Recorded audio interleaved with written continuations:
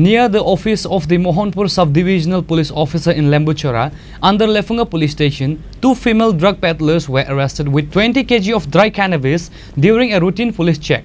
The arrests were made by the Lefunga police led by Sahadev Das from a passenger CNG bus with registration number TR01 C1306 travelling from Simla to Agartala.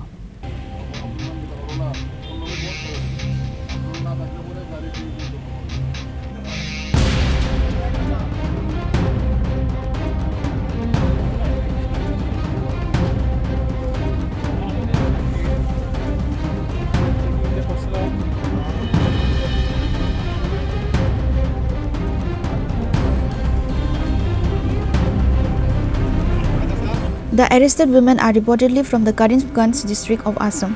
Their sole identity document and other card is initially suspected to be fake. The women informed the police that they are involved in this drug trade through a network. During interrogation, the women stated that they arrived in Tripura by train yesterday and went to Mohanpur this morning. They were arrested while on their way after purchasing the cannabis from a young man in the Mohanpur Sonitala area under Sidai police station. Sahadev Das, the officer in charge of Lefunga police station, told the media that 20 kg of dry cannabis was seized from the arrestees with an estimated market value of 1 lakh rupees. Actually, আমরা প্রত্যেক দিনের মতো আজকেও লেম্বুছড়া এলাকার সামনে checking চলছে।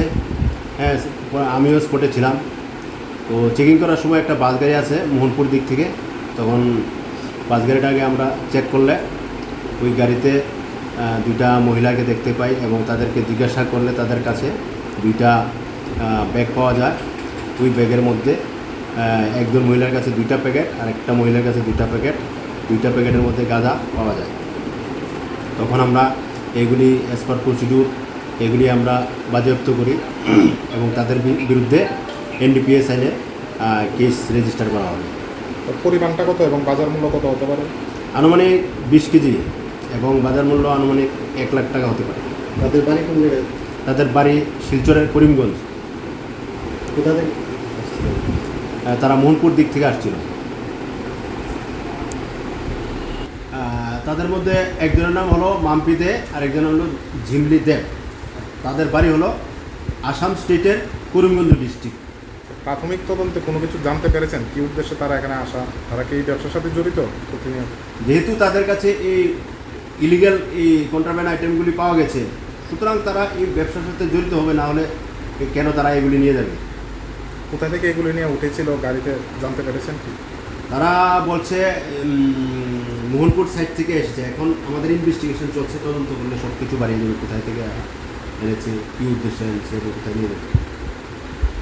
A case has been registered against them under specific sections of the NDPS Act and the police have initiated an investigation. Further inquiries are underway to determine who supplied the cannabis and where it was being transported.